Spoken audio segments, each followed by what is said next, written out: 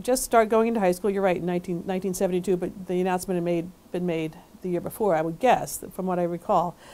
It was the time. There was a time that a lot of colleges, a lot of all women's colleges were closing, and that was the case in Emmitsburg. St. Joe's College, that had been around for years, and you had the all-male school with the Mount and the all-women's college with St. Joe's. They announced that they were closing. This is the Daughters of Charity said, we're going to close in 1971 after the 1972 school year. So the Mount made it just seemed like a logical transition, in all honesty. I don't think there was much controversy about it, although you're right, when you're younger, you're not aware of things that are swirling around, but it was definitely a time of change. I can't imagine that it was an easy decision for the Mount, because it had been having over 160 years of being an all-male institution, but it seemed like the logical decision, I believe. That's probably my recollection. People were upset that St. Joe's was closing, because it was a very well-known nursing school, had been very successful for many years, and so once they decided to close, I think it was a logical transition for the Mount to become a co-ed school. Well, it was funny, those first couple classes, and I don't remember the stats off the top of my head, but I believe there was only one hall that was all women.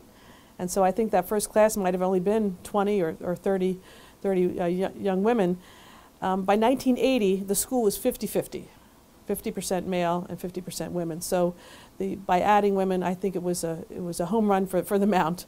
And clearly by 1980 and beyond that, there's always been more female students enrolling at the Mount than the male students. So I have to think that it was a very positive development for the Mount, and once they made the switch, never looked back. When we started sports, naturally you had women, and so the question would be, well, they should have something to engage in, some activities. So that was how the athletics started to grow. My father was actually the athletic director then, so there was he'd be a good person to talk to about this as well. So they started adding sports. What we didn't, the advantages that the women's teams have now and women's athletes, and include all of our student athletes actually, was back in the day there was no sports information office, there were no sports medicine, there were no trainers. We had always some student managers who would help with all of those things. So certainly nowadays the facilities are incredible, the staffing is better. But at the time when you're going through it, you only know what you know, and so we thought we had it all by getting a pair of Chuck Taylor Converse sneakers to play basketball in, and being able to do it all. But it was certainly the things that we've grown to become so used to in intercollegiate athletics, such as obviously the importance of sports medicine and staffing and sports information. All those areas have grown tremendously since we started women's athletics at the Mount. Well, they're all blended, probably, because it's all about the camaraderie of teammates. It's about it's about being together as teammates and friends, and I can't. It's hard for me to separate them, because there was just we had the support of the student body. There were just a few of us who played.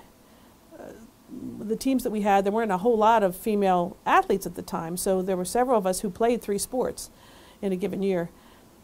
I like to tell folks now, I said there used to be a beginning and an end to seasons, and back then that's what we had. So we had field hockey season, and then we transitioned to basketball, and then I transitioned to tennis in the spring, and just loved every minute of it. As far as off the field, obviously our education, the professors, the Mount is a small school, so just like today, we got to know our professors very well.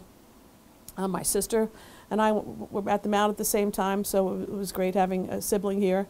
Certainly I grew up at the Mount, so I knew a lot of the professors already, and having my father being here as an athletic director and coach. So the camaraderie and the Mount spirit that exists today was certainly very strong back then, and those are just all the memories we have. I did get injured. My coaches, I can't forget about that. Father Delaney, who was the first head coach of the Mount women's basketball program, and also a professor at the Mount, much loved by everybody. I have very fond memories of Father Delaney. We all do. Then Fred Carter came in and coached. He came my senior year and was a wonderful coach here for a few years.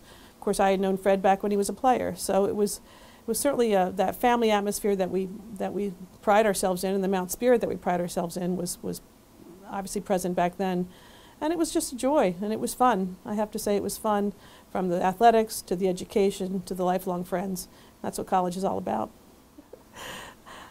I think for everything that I talked about, you hope that college is, and I hope that for my own children when they went to college, and for me, and I hope for all young people to college, that it's a time of growth.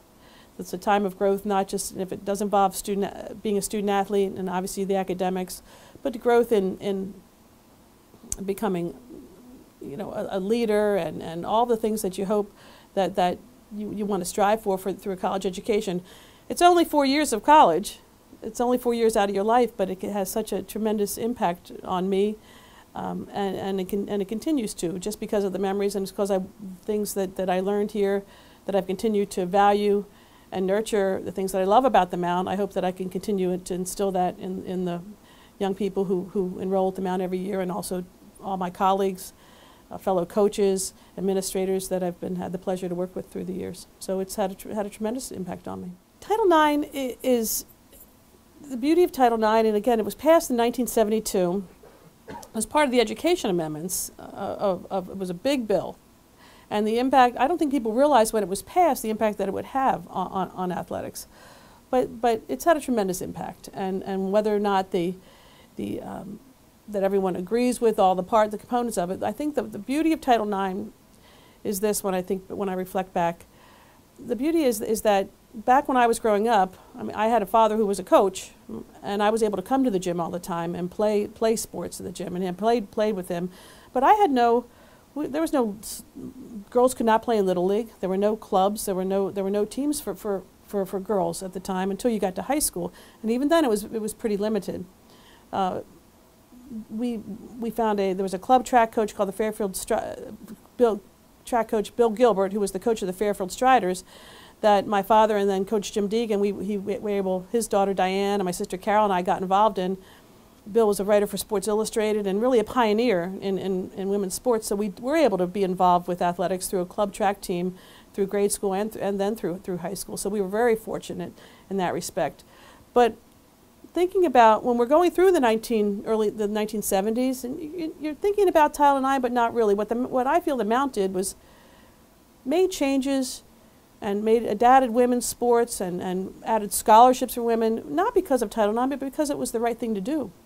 We had a lot of young women enrolling in the Mount, and also who were tremendous athletes. So we grew out of that. Athletics continued to grow for women out of that growth.